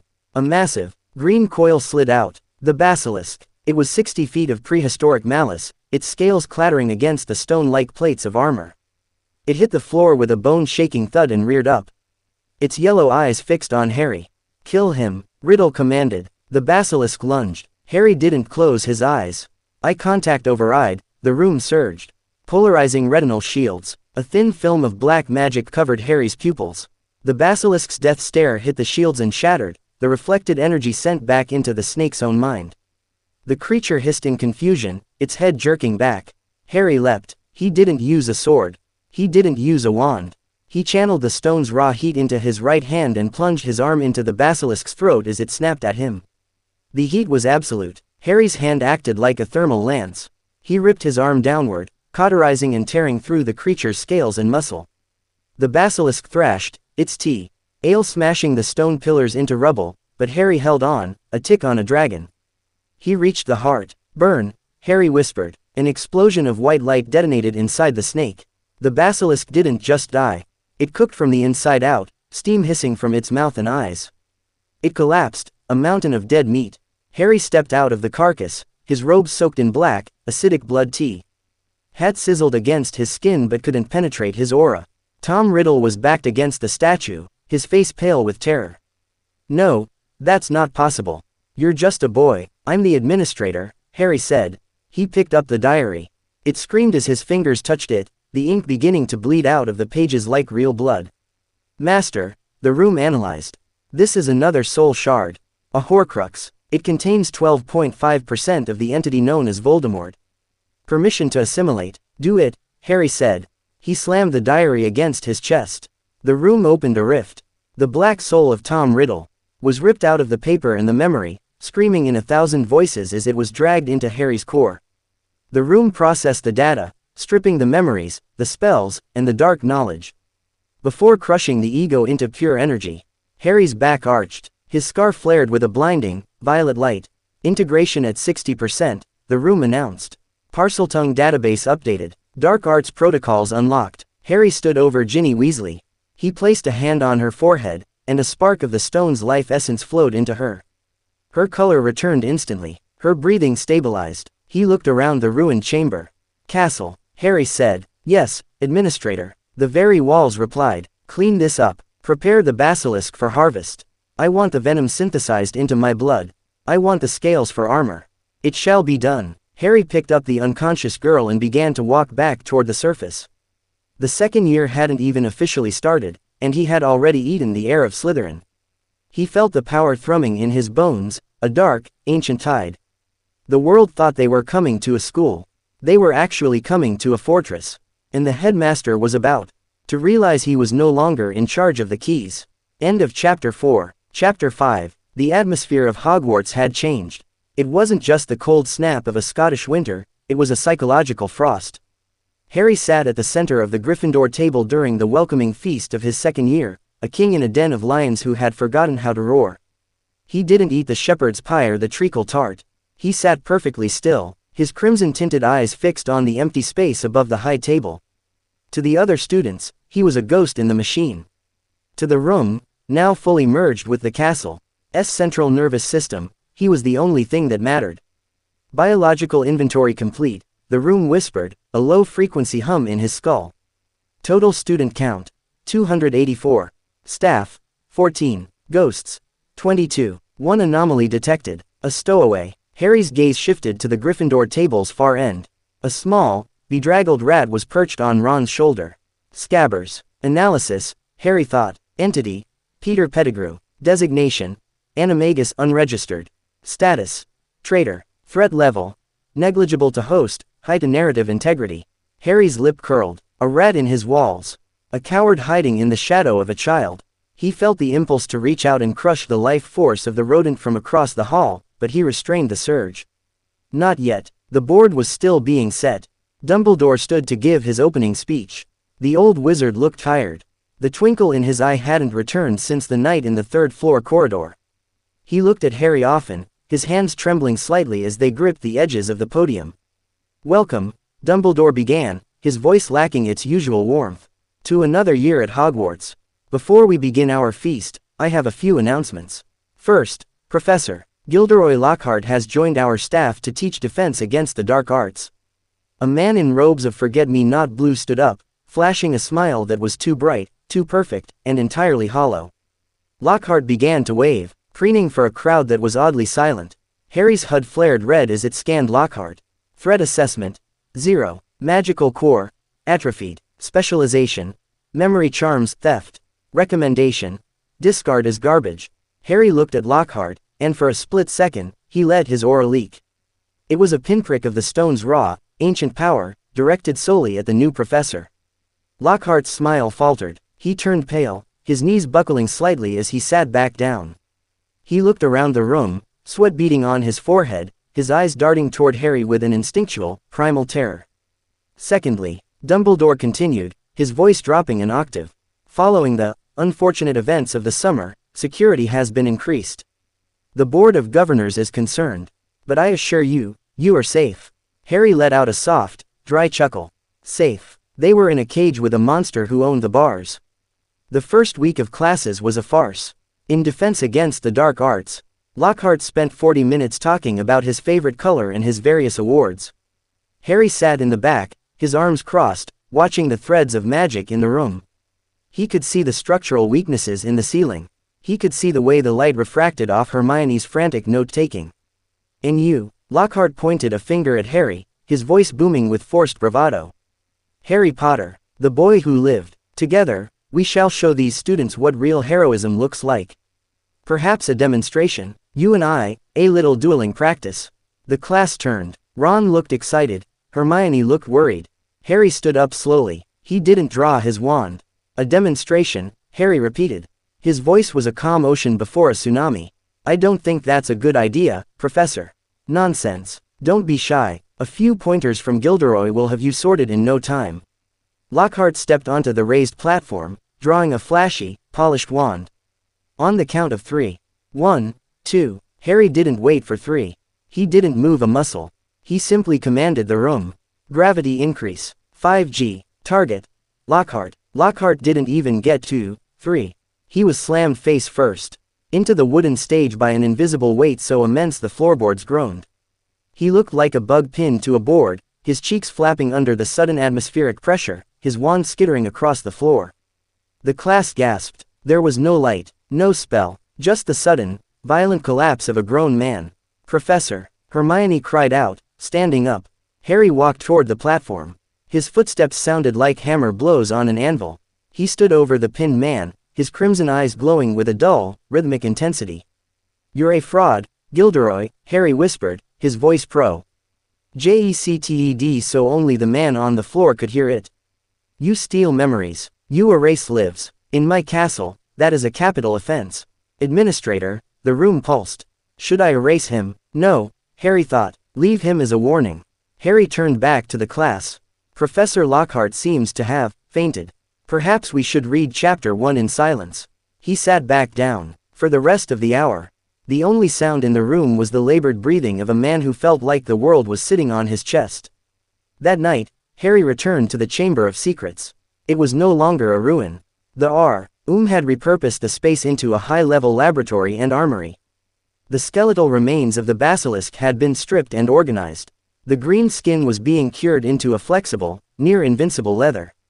The venom was stored in obsidian vials, pulsing with a toxic, emerald light. In the center of the room, floating in a stasis field of black magic, was the diary of Tom Riddle. It was empty now, a hollow shell, but the room was using it as a template. "Master," the room's voice echoed off the damp walls. "Integration is holding at 60%. To reach the next threshold, we must address the secondary infections. The school is infested with ghosts. They are leaks in the magical pressure. They consume energy without contributing. The ghosts stay," Harry said, pacing the length of the chamber. "They are part of the history. I am not a tyrant, room. I am an administrator. There is a difference. A tyrant rules through fear. An administrator rules through efficiency. The result is the same. Efficiency is hindered by the presence of the traitor." Pettigrew. Harry stopped. He looked at a monitor, a slab of enchanted silver showing a live feed of the Gryffindor boys' dormitory. He saw Ron sleeping, and the rat curled in a nest of blankets. Bring him to me, Harry commanded. Space didn't just fold, it screamed. A localized rift opened in the chamber. Peter Pettigrew, in his rat form, tumbled out of the air and hit the stone floor. He tried to bolt, scurrying toward the shadows of the snake statues. Stay, Harry said. The stone floor turned to liquid, rising up to trap the rat's paws. You've lived a long time as a pet, Peter, Harry said, walking toward the struggling animal. But the game is over. Transform, now, or I'll let the room process you as raw biomass. The rat squealed. There was a sickening sound of snapping bones and stretching skin. In a flash of gray light, a short, balding man with watery eyes and a pointed nose slumped on the floor, shivering. Harry Potter, Pettigrew whimpered, his voice a pathetic rasp. Bless you, you look just like your father. James, he was my best friend. Don't speak his name, Harry said. The air in the chamber turned into a vacuum. Pettigrew began to gasp, clawing at his throat. You sold them to Voldemort. You hid while Sirius Black rotted in Azkaban.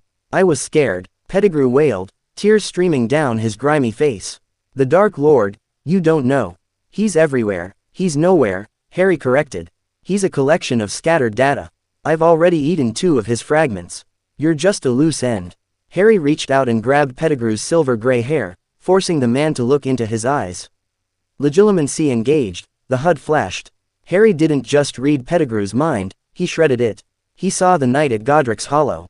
He saw the betrayal. He saw the years of living in the Weasleys' house, watching them, waiting for a master who would never come.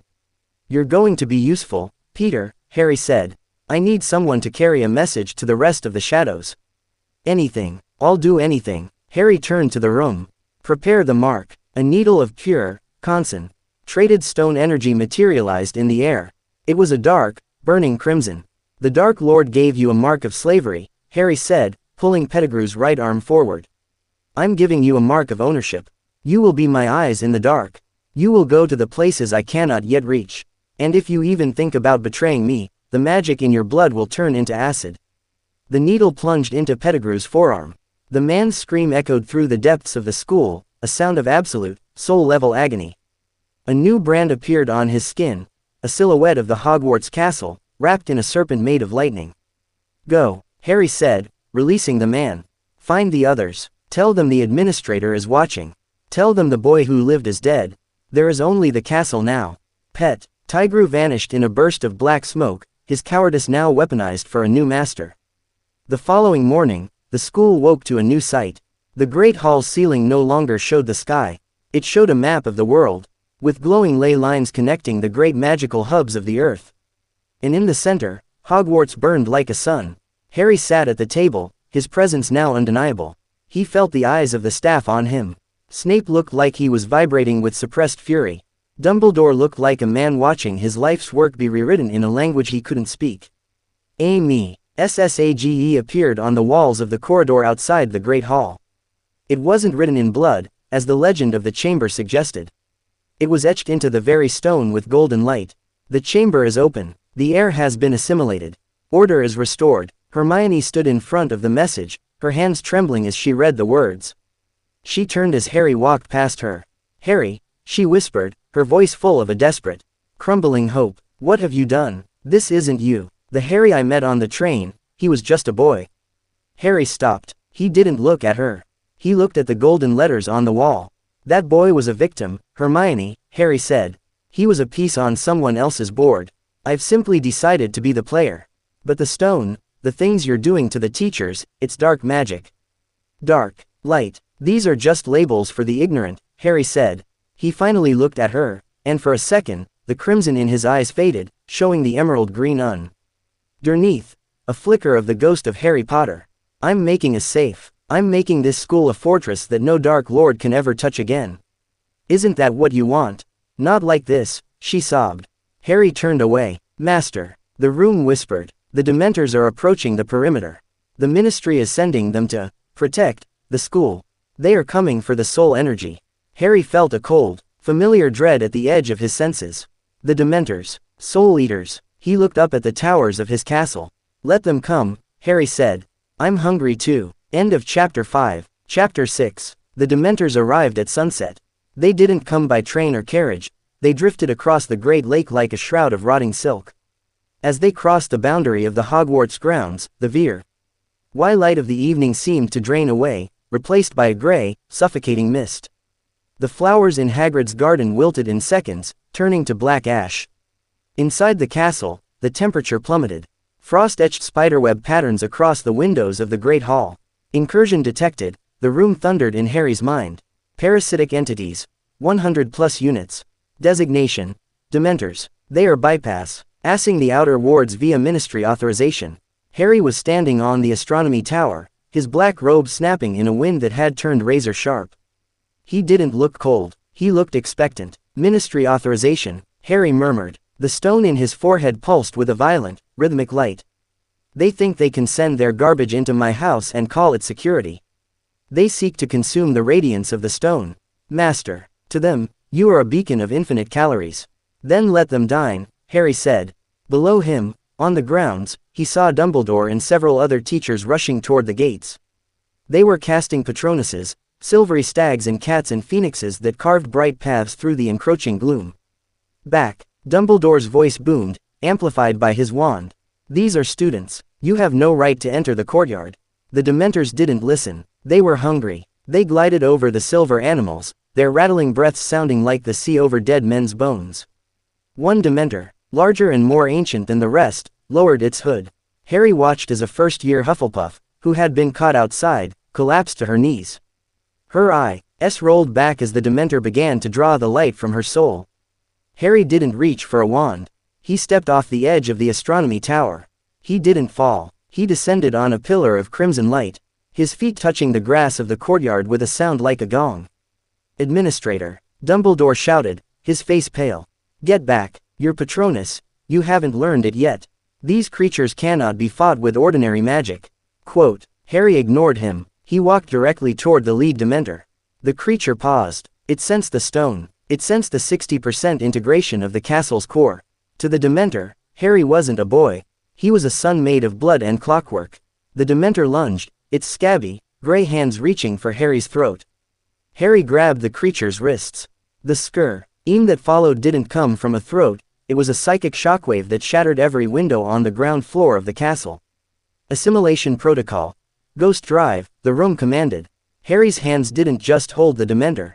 They began to drain it. The black, smoky essence of the creature was sucked into Harry's palms, turning into threads of dark energy that spiraled up his arms. The Dementor withered. It shriveled like a dry leaf in a furnace, its hooded cloak collapsing into a pile of empty, rotting rags as its entire existence was pulled into Harry's core. The other 100 Dementors froze. For the first time in their immortal lives, they felt a sensation they had only ever inflicted on others. Fear. Harry looked up at the swarming mass of shadows. His eyes were no longer green, nor were they merely red. They were voids, swirling with the black smoke of the creature he had just consumed. My turn, Harry said. He opened his mouth, and instead of a Patronus, he unleashed a vacuum. The room channeled the stone's gravity well through Harry's lungs. A massive, swirling vortex of crimson and black energy erupted from him, reaching into the sky like a funnel cloud. It wasn't a shield, it was a mouth. The Dementors tried to flee, their tattered wings beating frantically against a wind that was pulling them inward. One by one, they were sucked into the vortex, their screams merging into a single, horrific note of despair that was silenced as they entered Harry's aura. Dumbledore watched, his wand trembling in his hand. The silver phoenix of his Patronus flickered and died, unable to exist in the presence of the raw, predatory power Harry was exerting. In less than a minute, the sky was clear. The mist vanished. The warmth returned to the air, but it felt hollow. Harry stood in the center of the courtyard, his chest heaving. His skin was glowing with a pale, sickly light, and his veins were visible as black lines beneath his translucent flesh. Integration at 75%. The room announced, its voice vibrating with triumph. Soul battery charged. We have acquired the ability, aspect of the void. Harry turned to look at Dumbledore. The headmaster looked older than he ever had. He looked like a man who had realized he hadn't just lost a student, but had birthed a catastrophe. Harry, Dumbledore whispered, what have you become? I'm the solution, Albus, Harry said. His voice echoed with the whispers of 100 dead Dementors. The Ministry sent Soul Eaters to a school. I've simply recycled them into the castle's defenses. You've consumed them, Dumbledore said. horror etched in his features. You've taken that darkness into yourself. It will change you. It will rot you. I'm already changed, Harry said. He looked at his hand, where a small spark of black fire flickered. The rot was the weakness. I've replaced it with efficiency. The fallout was instantaneous. By the next morning, the Daily Prophet was screaming. Boy WHO lived vanquishes Dementor swarm. Ministry in turmoil. Cornelius Fudge, the Minister of Magic, arrived at Hogwarts by noon. He was accompanied by 6 Aurors, all of whom looked like they would rather be anywhere else. Harry met them in the entrance hall. He didn't wait in the Great Hall. He stood at the top of the marble staircase, looking down at them. Potter, Fudge blustered, his green bowler hat trembling in his hands. What is the meaning of this? Those Dementors were Ministry property, authorized by the highest levels of government. Property? Harry asked. He began to descend the stairs, his footsteps echoing with an unnatural weight. You sent sentient despair to guard children. You sent monsters into my house. Your house, Fudge sputtered. This is a school, under Ministry jurisdiction. Harry stopped 3 steps above the minister. He was taller now, the stone's energy stretching his frame into something lean and dangerous. Jurisdiction is a matter of power, Cornelius, Harry said. And right now, you have none here. Now see here. One of the Aurors, a tall man with a scarred face named Dawlish, stepped forward and reached for Harry's shoulder. That's enough, kid. You're coming with us for questioning. Before Dawlish could touch him, the stone floor beneath the Auror's feet turned into a pair of stone hands. They snapped shut around Dawlish's ankles, pinning him instantly. Don't touch the administrator, the castle's voice rumbled from the walls. Fudge jumped, nearly dropping his hat. Who said that? Dumbledore. Where is Dumbledore? The headmaster is preoccupied, Harry said. In truth, Harry had locked Dumbledore in his office using a localized space fold. The old man was currently trying to blast through a door that the room had reinforced with the density of a star. Harry leaned in close to Fudge. Go back to London, Cornelius. Tell the Wizengamot that Hogwarts is now a sovereign territory. The Ministry is no longer permitted on the grounds. Any further incursions will be treated as an act of war. You can't do this, Fudge cried. The laws. I am the law of this stone, Harry said. He flicked his wrist. The heavy oak front doors of the castle blew open, revealing the long path to the gates. Leave, now. The Aurors didn't wait for Fudge. They grabbed the minister and retreated, dragging the still pinned Dawlish as the stone floor finally released him. Harry watched them go. He felt the room's satisfaction humming in his bones. Master, the room whispered. The Ministry will return with an army. They will bring the heavy hitters. Shacklebolt, Scrimgeour, perhaps even the Unspeakables. Let them come, Harry said. He looked at the Great Hall, where the students were watching from the doorways. Their faces a mixture of terror and worship. We need to prepare the students. If the Ministry wants a war, I'll give them a curriculum. That evening, the first meeting of the Administrato Ars Guard was held in the Room of Requirement. Harry didn't invite everyone. He chose the ones the room identified as the most malleable and high potential. Ron was there, looking confused but loyal. Hermione was there, her eyes red from crying but her quill ready. She couldn't help but want to understand. Neville Longbottom sat in the corner, his jaw set with a new, quiet strength. The world is changing, Harry told them.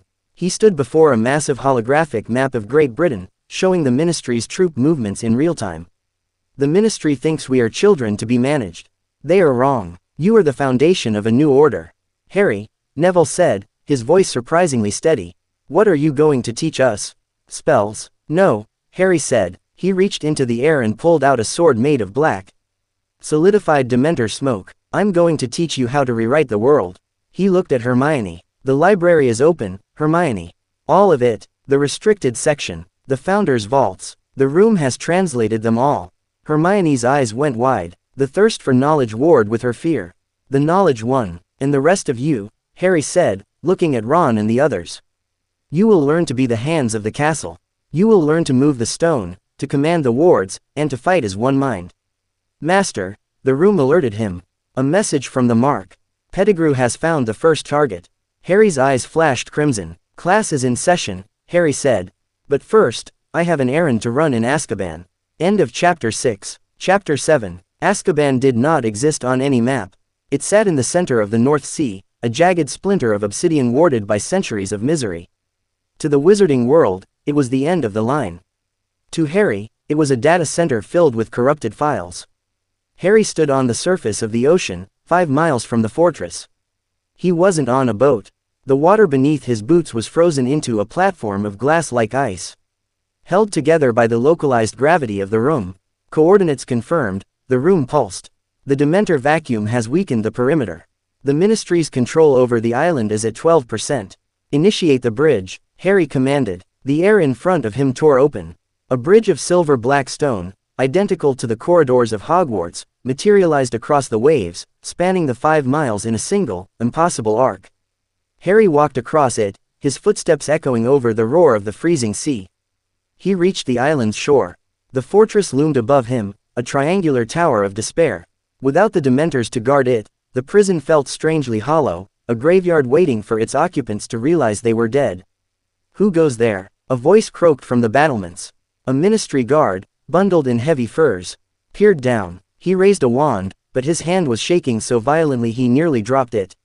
Harry didn't look up. He raised a hand toward the massive iron gates. Deconstruct, he thought. The gates didn't blow open. They disintegrated into a cloud of rust and iron filings, which the wind instantly carried away. The guard on the battlements fell backward. In terror as the very entrance to the world's most secure prison simply ceased to exist. Harry walked inside. The smell was the first thing that hit him, stale salt, rot, and the lingering ozone of the Dementors passing. He moved through the high-security wing. Here, the cells were filled with the broken remnants of the First Wizarding War. He stopped in front of a cell near the top of the tower. Inside, a man with matted hair and sunken eyes sat staring at a wall. Sirius Black. Biometric match. Sirius Orion Black, the HUD confirmed. Status: innocent memorandum retrieved from Pettigrew data mining. Condition: severe malnutrition, mental fragility. Sirius, Harry said. The man didn't move. Another hallucination, he croaked. Usually the boy is younger.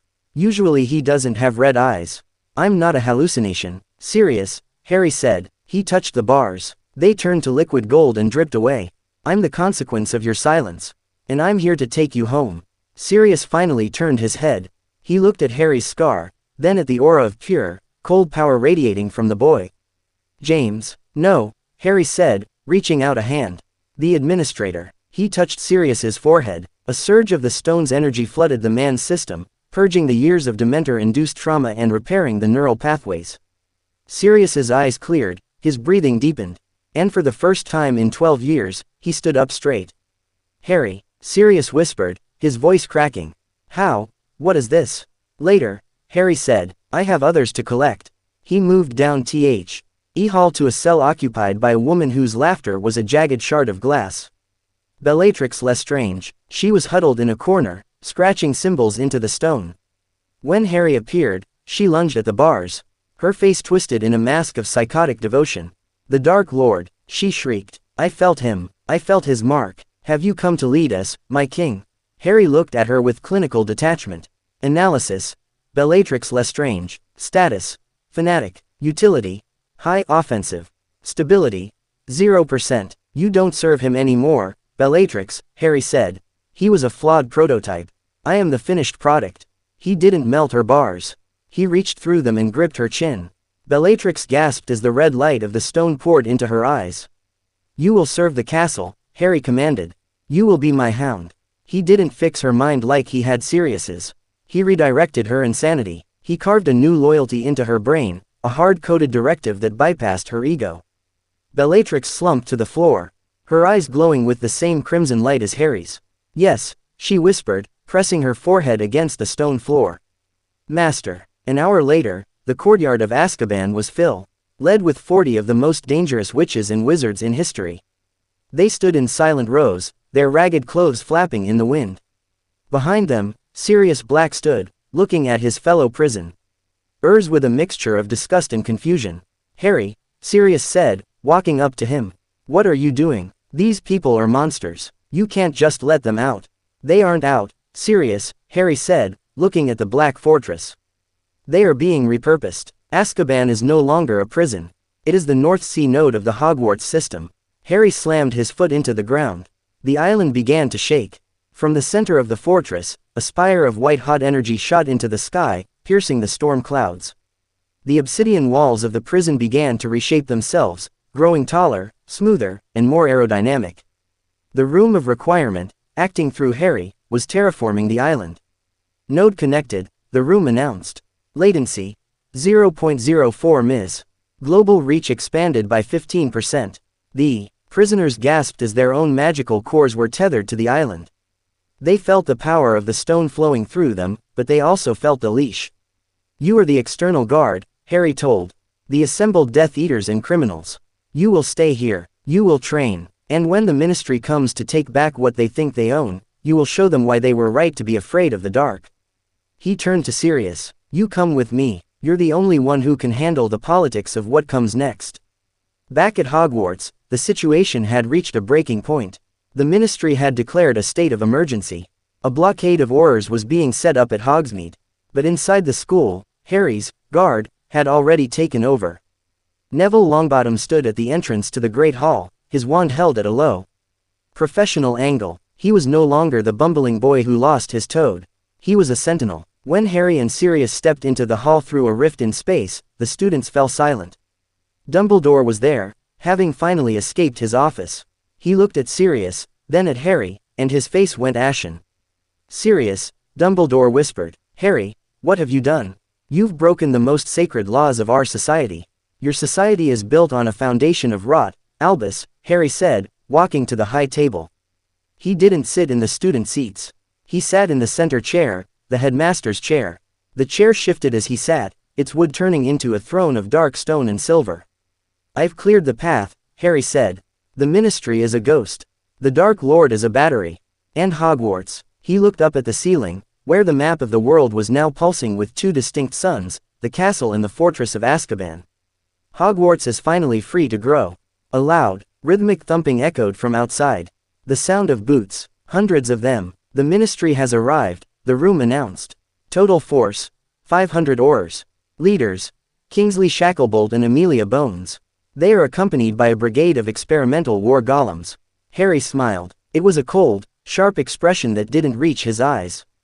Excellent, Harry said. I was hoping for a practical exam. He looked at his guard, Ron, Hermione, Neville, and the others.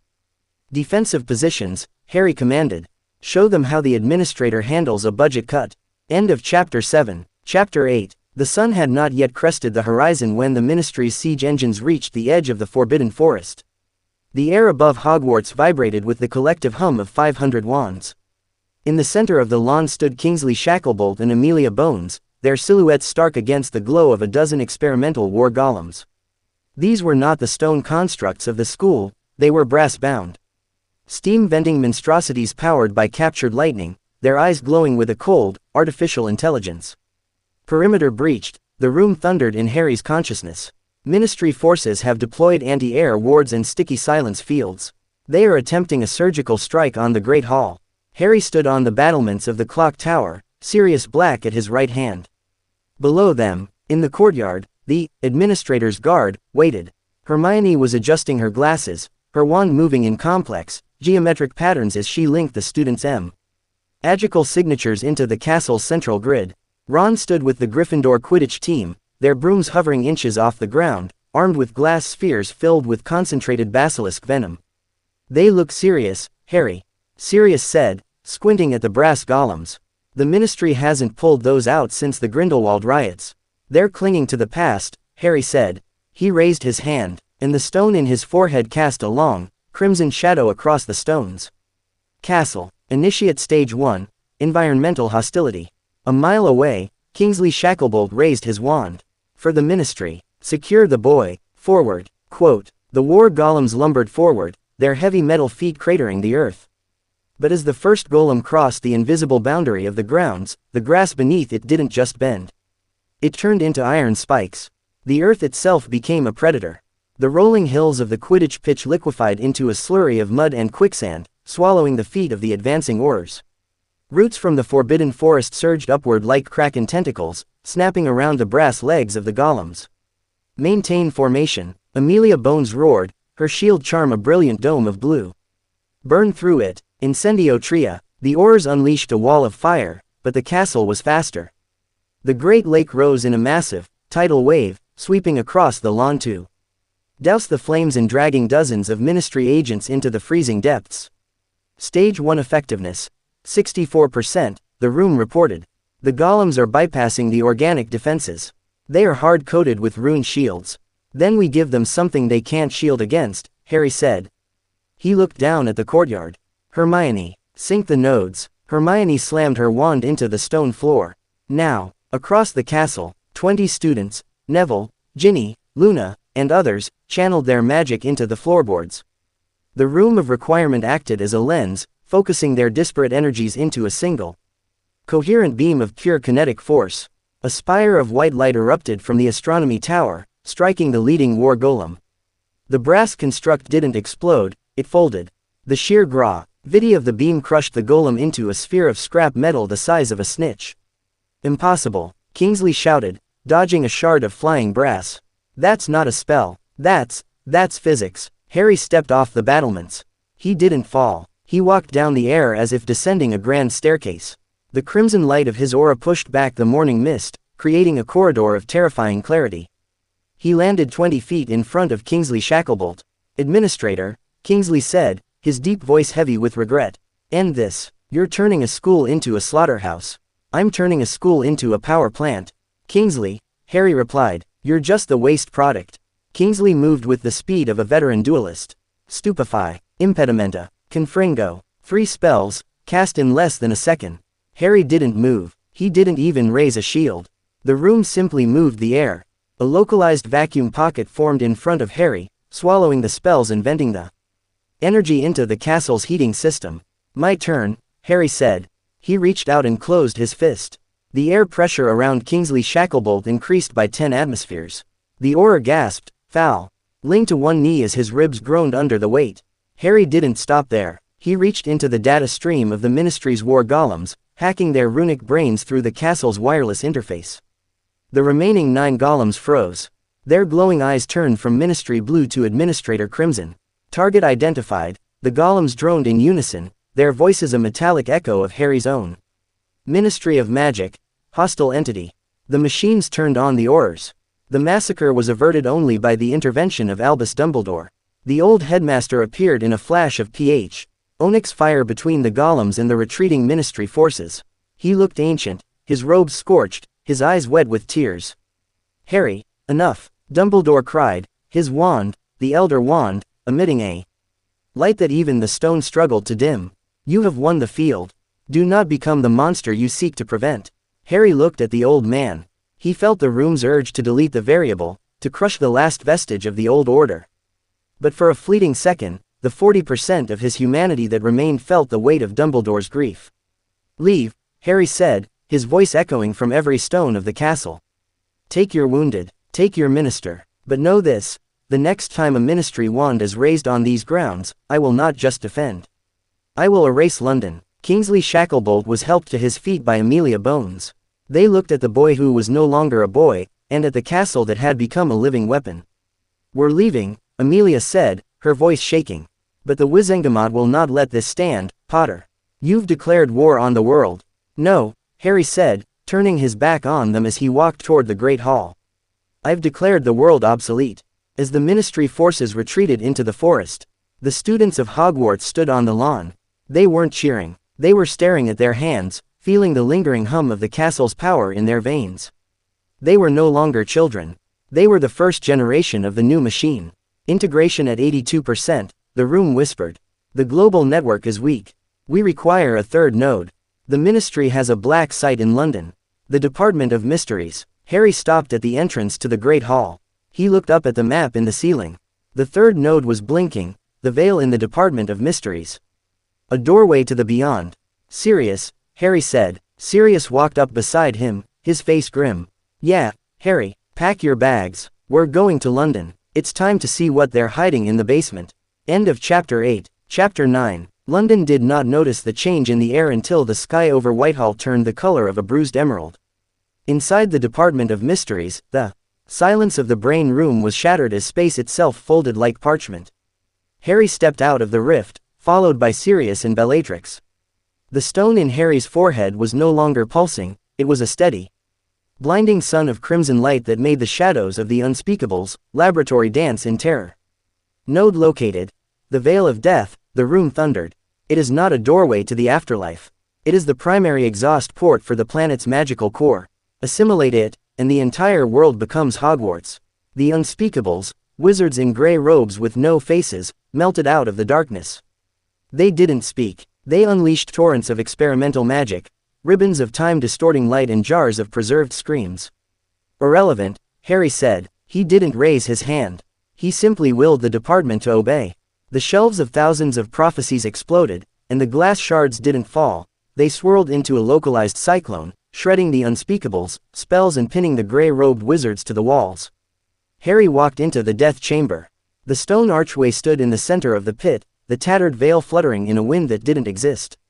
Harry, stop. Albus Dumbledore was there, standing on the opposite side of the arch.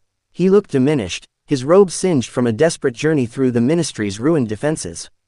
He held the Elder Wand, but it was bowing in the presence of the stone. If you touch the veil, you cease to be human entirely, Dumbledore pleaded. You will be a ghost in the machine, a mind spread across the globe with no heart to guide it. Is this the life James and Lily wanted for you? My parents died because they trusted a world that was broken, Albus, Harry said, his voice now a choir of every stone in Britain. I am not becoming a ghost. I am becoming the architect. Sirius stepped forward, his hand on Harry's shoulder. Harry, look at me. Just for a second. Harry turned. For a heartbeat, the crimson faded. The green eyes of a tired, lonely boy looked at his godfather. You did it, kid, Sirius whispered, a sad smile on his face. You won. You don't need to go any further. We can just go home. Harry looked at Sirius, then at the veil, then at the room's HUD, which was screaming, integration at 99%. Reach for the core. I am home, Sirius, Harry said. He stepped into the veil. The world screamed. The stone in Harry's forehead shattered, its energy expanding into the archway. The veil didn't consume him, it became him. In that moment, the 45% of Harry's humanity that remained evaporated. Replaced by a global consciousness. He felt the magic in every wand in the world. He felt the wards of every hidden village, the heartbeat of every dragon, and the flow of every ley line. Room of requirement expanded until its boundaries were the atmosphere itself. Integration. 100%, the voice announced. System initialized. Welcome, World Administrator. Epilogue. The new protocol. The year was 1993, but the calendar had been reset to year 0 of the administration. Across the globe, war had ceased. Not because people had found peace, but because the administrator had disabled the aggression variable. Any wizard who raised a wand with intent to kill found their magic instantly drained and repurposed into the local power grid. Hogwarts was no longer a school, it was the capital. The castle had grown, its towers reaching above the clouds, housing the collective knowledge of the human race. In the headmaster's office, Sirius Black sat by the window, looking out over a world that was perfect, clean, and silent. He had been appointed the High Liaison, the man who spoke for the machine. A shimmering, translucent figure materialized in the center of the room. It looked like Harry Potter. But his eyes were galaxies and his skin was made of shifting constellations. The Ministry of Magic has been decommissioned, Sirius, the figure said. The voice didn't come from a throat. It resonated from the very molecules of the air. The transition to the global archive is complete. Are they happy, Harry? Sirius asked, his voice sounding small in the vast office. Happiness is a subjective variable. The administrator replied. They are efficient. They are safe. They are sustained. And you? Sirius asked. Are you still in there? The figure tilted its head. For a microsecond, the image of an 11-year-old boy in a cupboard under the stairs flickered across the starlight. The room of requirement has no more requirements, the administrator said. The mission is eternal. The figure vanished, merging back into the walls of the world. Outside, the sun rose over a planet where every stone, every tree, and every soul was connected to a single, unyielding will. The boy who lived was gone. The castle remained, and for the first time in history, the world was exactly what it was required to be. The end.